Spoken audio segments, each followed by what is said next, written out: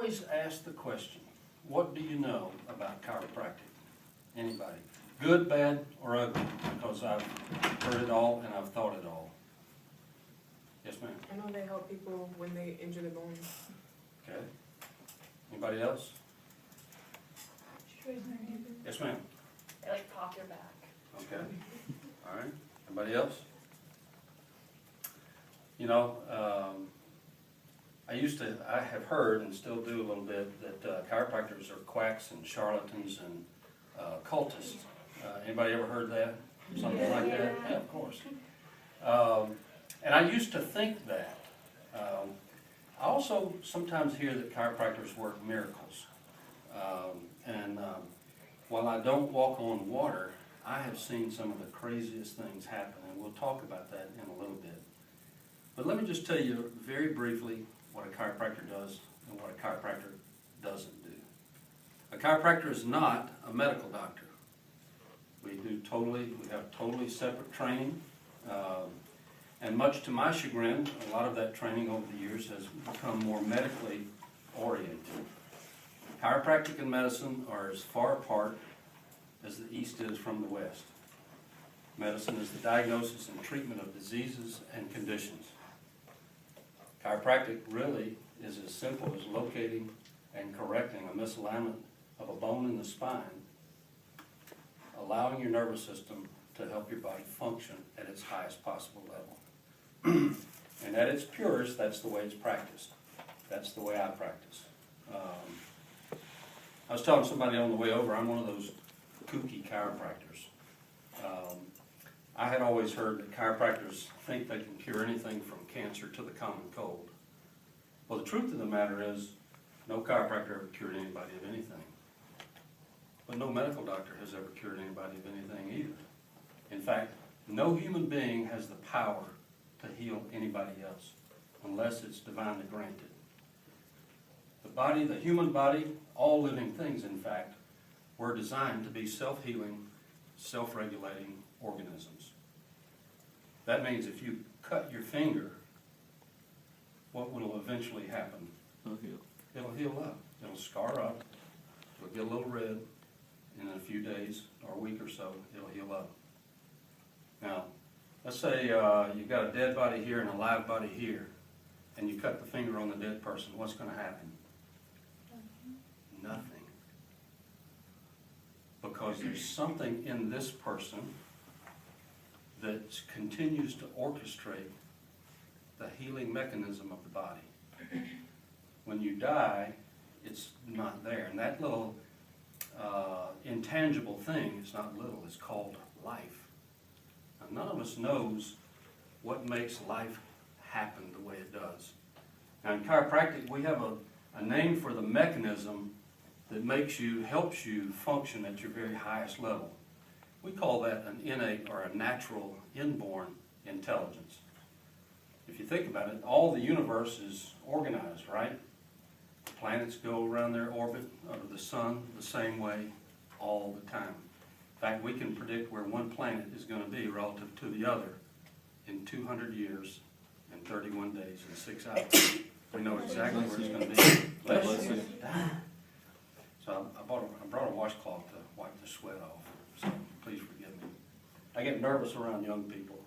I have 2 young people at home, and one of them has a gun. I'm sure that one day he's going to use it on me. So we understand that that the whole of the universe is organized. And a subset of that organization is in every living thing, whether it be a tree, a bird, a fish, or a human being. And it's what will make an acorn grow into a massive oak tree and eventually into a forest of oak trees. It's the same thing that takes one sperm and one egg, and when they come together in 38 weeks, it makes a living, breathing human being. Now, from a chiropractic standpoint, that's sort of important because 2.5 weeks into the process, the first system in the body to develop starts. Anybody know what that system is? The cardiology. Mm-mm. I'm assuming it's the What's the first thing to develop in the body? The brain. The brain and the spinal cord. The brain and the spinal cord. That means that everything about you, every aspect of your health, your life, your whole human experience is filtered through and controlled by your nervous system. So let me ask you this. If the nervous system runs everything, helps you interpret your environment, and then helps you decide how to deal with that, if there's any stress on your nervous system, are you going to function better or worse? Worse.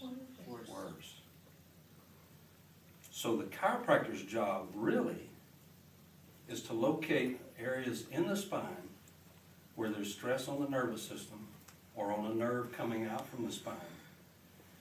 As gently and specifically as possible, help it go back to where it belongs and step back and honor the design of the body so that you can be closer to what your potential is. Now, it's kind of funny because there are chiropractors that don't know how to convert that into money, into a career. So over the decades that we've been around, and we've been around since 1895, a lot of chiropractors have defaulted to back aches, neck aches, crics and sprains and strains, and headaches. But some chiropractors that honor that design of the body and honor their job as just one of locating and removing a source of interference in how God designed that body, they are the ones that get to see the miracles. You know, the first chiropractic patient was a man who had his hearing restored by having one bone in his neck moved. That's a far cry from fixing a backache. I've had people in my practice with seizures and blood pressure and irritable bowel and hemorrhoids and all sorts of stuff clear up. Now, do I have a hemorrhoid adjustment? No. I don't even have a backache adjustment. What I have, though, is the ability to locate a vertebra that might be out of place, putting pressure either on that nerve or on the whole nervous system so that they can function a little higher. So that's really what a chiropractor does. Now, let me tell you my chiropractic story, how I became a chiropractor. And then we'll talk a little bit about the career, and then I'll answer any kind of questions y'all have. Is that fair? Mm-hmm. Okay. You just got to promise.